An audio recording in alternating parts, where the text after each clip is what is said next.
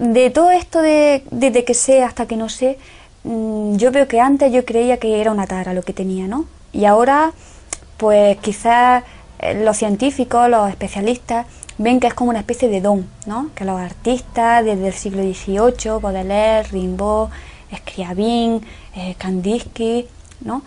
Pues que poseen la sinestesia y son como una especie de tocados por la mano de Dios. Yo no creo ni que sea una tara de cuando era pequeña, ni tampoco un don. Simplemente creo que mi mente pues nació así, con esa conexión, y poco a poco pues se ha ido adaptando a esas necesidades y adaptándose al medio. A mí me gustaría estar en el otro bando, ¿no? El sentir la palabra jueves y solo sentir palabra jueves, y no decir que es el 4, que es azul, que hace un cuadrado, que es una bóveda celeste y que son muchas más cosas, solo la palabra jueves, ¿no? Sí me gustaría eso, el sonido, escuchar una película o una música y solo escuchar la música, pero es imposible también. Otra persona que no sea sinestésica, pues esa música le va a llevar a un paisaje, a una persona, a un color, y yo creo que en cierta manera todos somos un poco sinestésicos. Todos tenemos algún matiz que ocultar. Tras la lluvia, nos regalaron todos los colores. ¿Tú sientes que te falta alguno?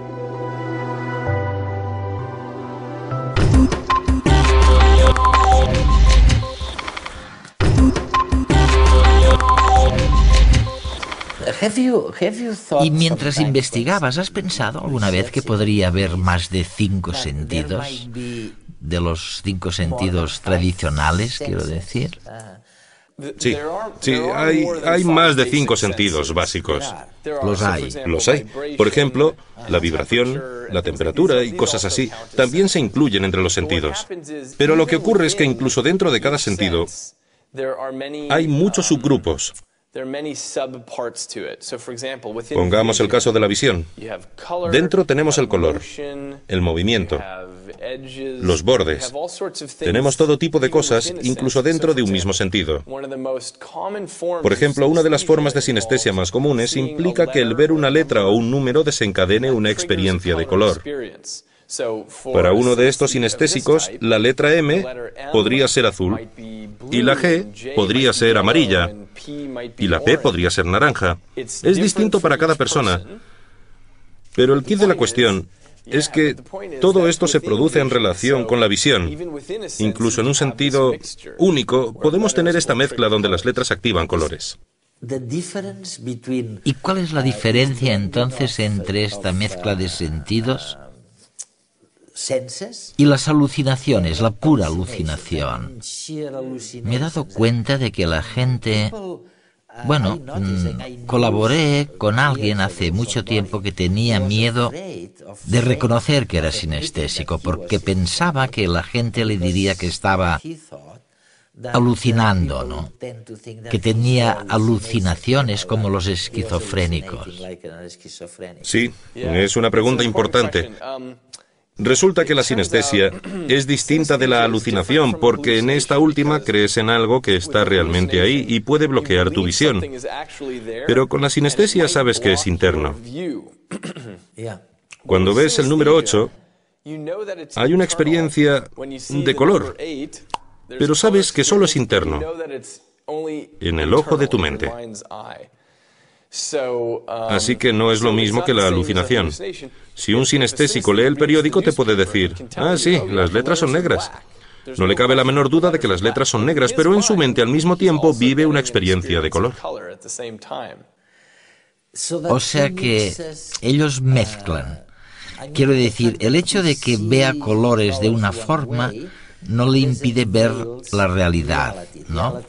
Con o sin colores. La realidad puede ser lo contrario. Eso es, exacto. Te puede decir que las letras son negras y tener una experiencia interior. ¿Ves alguna ventaja desde el punto de vista de la evolución? ¿Por qué después de que los seres humanos hayan estado aquí desde hace 2 millones de años, ¿por qué? ¿A qué ha servido esta capacidad sinestésica? ¿Por qué ha sobrevivido? ¿Hay alguna razón de ser? No está claro que tenga alguna ventaja. Por supuesto, muchas cosas perduran porque no son desventajosas y mientras no dañen al animal pueden mantenerse. No lo sabemos. Parece ser que no tiene ninguna desventaja el ser sinestésico. La única pequeña ventaja tiene que ver con la memoria. De hecho, algunas personas son lo que llamamos mnemonistas. Personas que tienen una memoria indeleble, personas que no pueden olvidar nada. Y algunos de estos famosos mnemonistas también son sinestésicos. Ah, sí. Porque si le dices a un mnemonista una serie de palabras o números sin sentido, mientras la mayoría de nosotros tenderemos a olvidarla, ellos tienen una especie de patrón del color que les ayuda a recordarla. Por ejemplo, el niño que tiene el récord mundial de memorización de dígitos del número pi es sinestésico. Sí.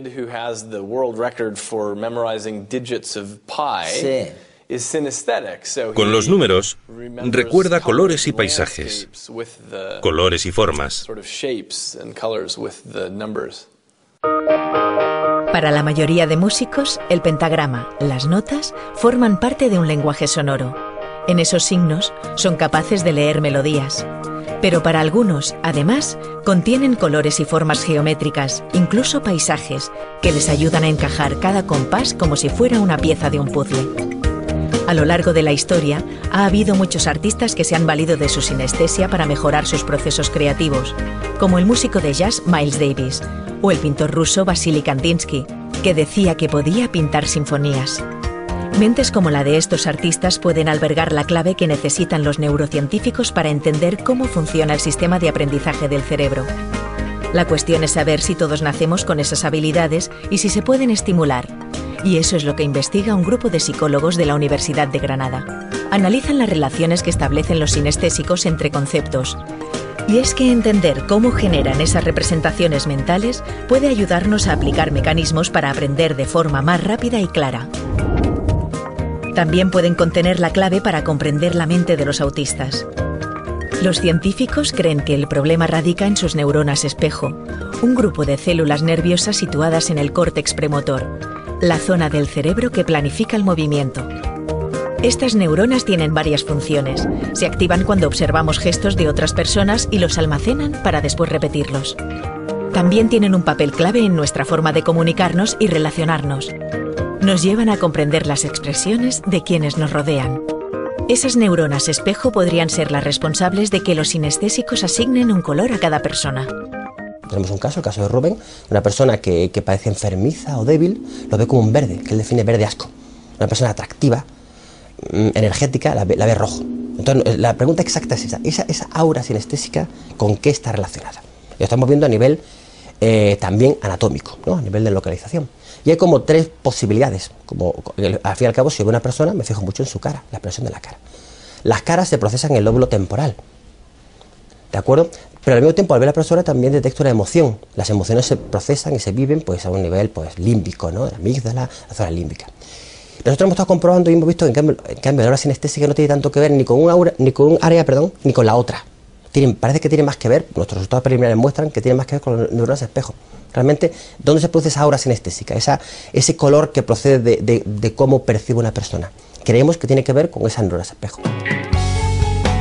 Los cerebros sinestésicos están hiperconectados y son capaces de establecer asociaciones entre conceptos que, en principio, parecen distantes, como sonido y color, grafema y color, o emociones y color.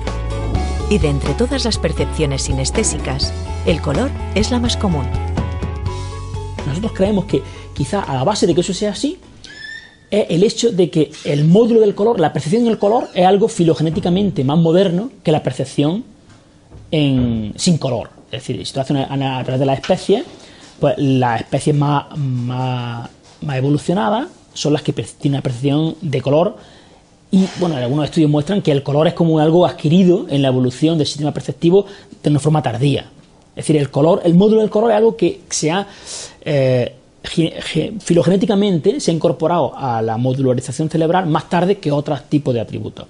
Y obviamente el módulo de procesamiento de forma de número y letra, obviamente probablemente ni siquiera tengamos un módulo filogenéticamente, sino que algo que se adquiere, hay un módulo a lo mejor que se termine especializando en eso, puesto que la adquisición de la lectura en términos filogenéticos es muy reciente. Es difícil pensar que genéticamente ya venimos predispuestos para tener ese tipo de módulo. El hecho de que el color como la dimensión más común y los grafemas, ¿no?, la forma de palabras, letras y números, sea lo que más se interconecte, probablemente sea porque filogenéticamente son áreas cerebrales que no se han terminado todavía de independizar. Quizás en algunos cerebros esos módulos estén más compartimentalizados que en otros, pero todos tenemos ese tipo de asociaciones, aunque inhibidas. Quizás, si fuéramos capaces de activar esas conexiones, podríamos aumentar nuestra capacidad perceptiva y disfrutar de experiencias sensoriales mucho más ricas. Lo que estoy haciendo ahora es sacar a la luz el gen de la sinestesia, es decir, estoy recopilando familias en las que la sinestesia entra en el árbol familiar y busco sus orígenes genéticos. Se trataría del primer ejemplo de la genómica perceptual, en la que intentamos ver cómo pequeños cambios en el genoma hacen que la gente vea la realidad de forma diferente.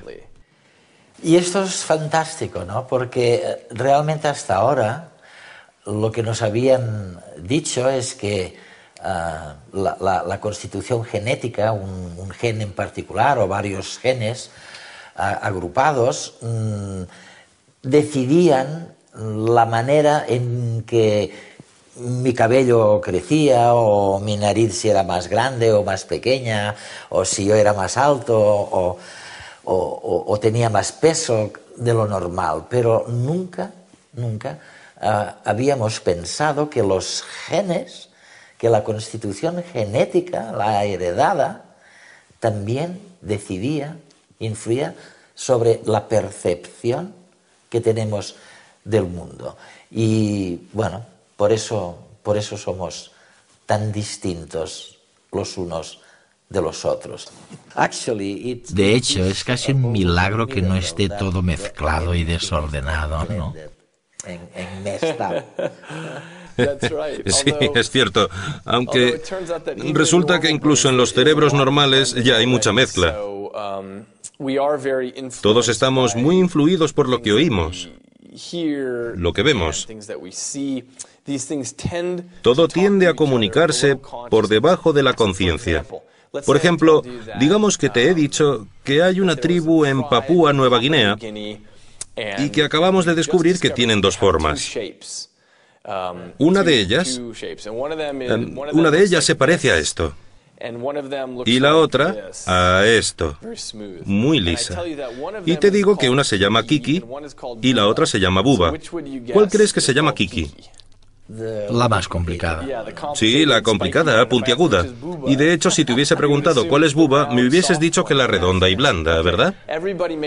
Todo el mundo supone lo mismo, pero no hay ninguna razón por la que esta debería ser Kiki y esta otra Buba, salvo que de forma innata tenemos la tendencia de conectar así visión y sonido. En la naturaleza, muchas cosas perduran porque no son desventajosas. David Eagleman.